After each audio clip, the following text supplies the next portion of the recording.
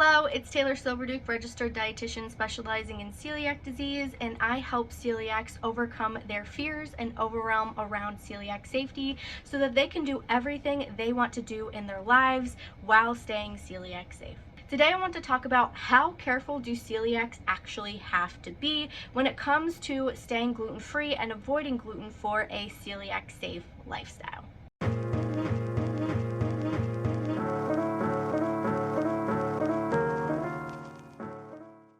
Now, when discussing this topic, I think it's essential that we cover two different terms.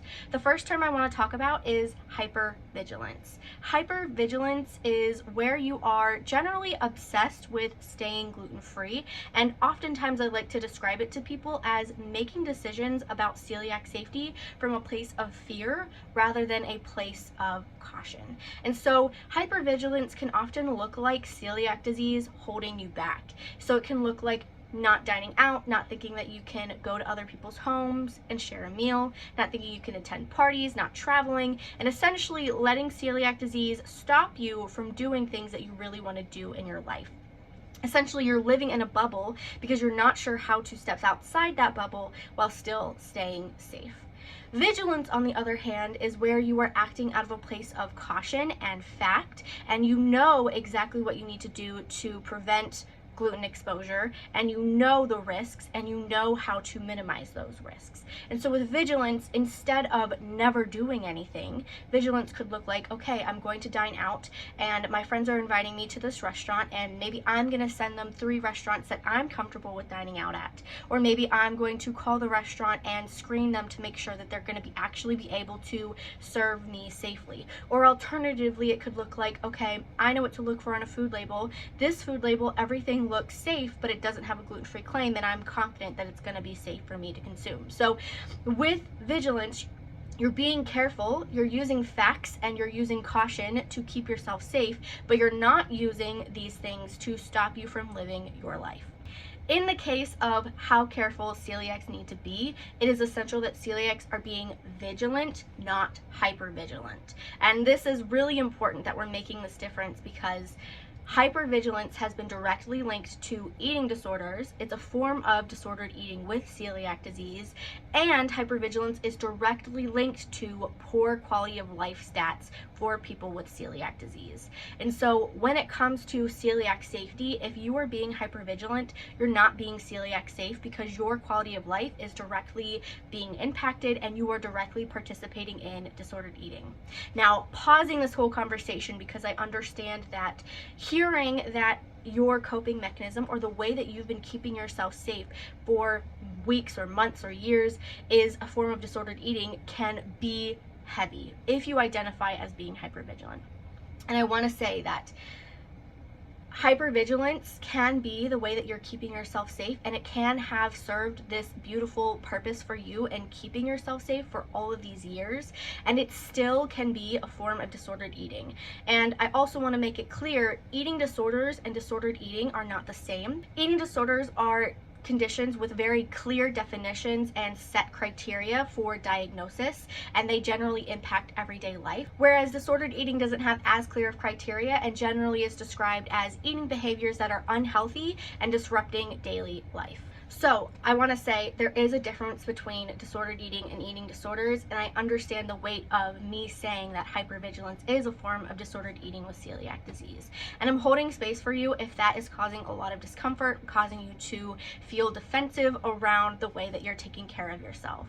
And with that said, I also want to say it is not your fault that you're being hypervigilant.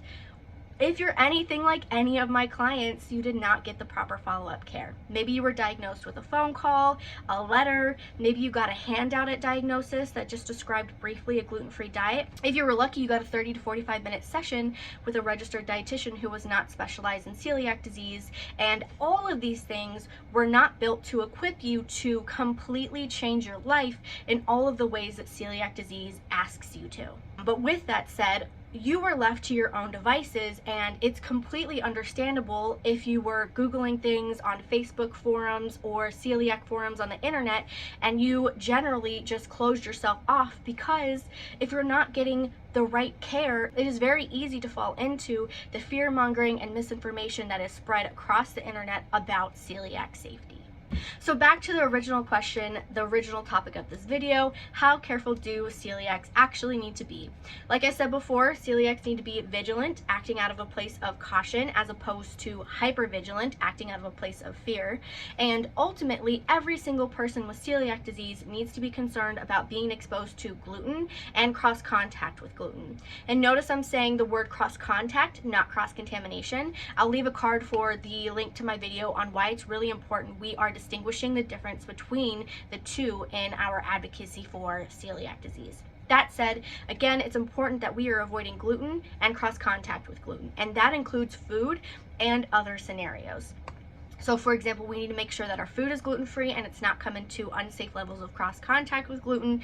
And we also need to make sure that anything going in or around our mouth is gluten-free, and that includes when we kiss people and or when we brush our teeth. So all of our oral hygiene products need to be gluten-free. That includes mouthwash, toothpaste, floss, and say for example we're going to kiss somebody, we need to make sure that they are gluten-free as well. So if we are kissing our partner, we need to make sure that they're washing their mouth if they recently ate gluten with toothpaste, mouthwash, floss, whatever you feel comfortable with.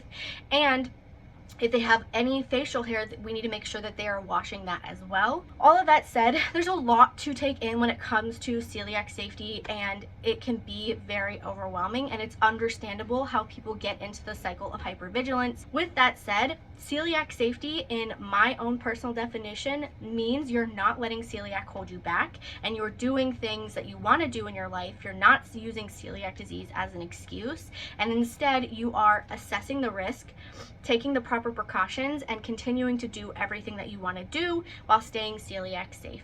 And how do you do that in a world that is centered around gluten, both food system wise and culturally? And that is really the difficult question. How do you live in a world centered around gluten and not be hypervigilant? And like I said, it's not your fault if you are being hypervigilant, because the odds were generally stacked against you, but it is completely possible to stay celiac safe without being hypervigilant.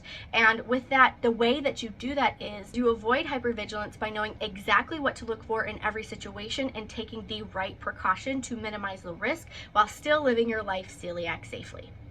And I also want to say, in this entire video, by no means am I saying to engage in intentionally risky behavior or intentionally gluten yourself. It is absolutely essential that you are avoiding gluten and cross contact again, but I'm saying that there is a way to do that without sacrificing everything. And the way to do that is by knowing exactly what to look for and how to minimize that risk. And that sounds very broad, but there are a lot of knowledge points and skill points that you need to grow in order to be able to do this. And it's not something that I'm going to be able to do any kind of justice for in one YouTube video. That said, if you're feeling like you don't know what to look for on a food label, you feel stuck only buying foods with a gluten-free certification or claim, or maybe you feel stuck never dining out, or maybe you feel stuck not being able or not feeling comfortable with going to a friend's house for parties or dinner parties, if any of these things resonate, or you're feeling just like you're not sure how to stay safe and you're feeling very confused, I have a solution for you.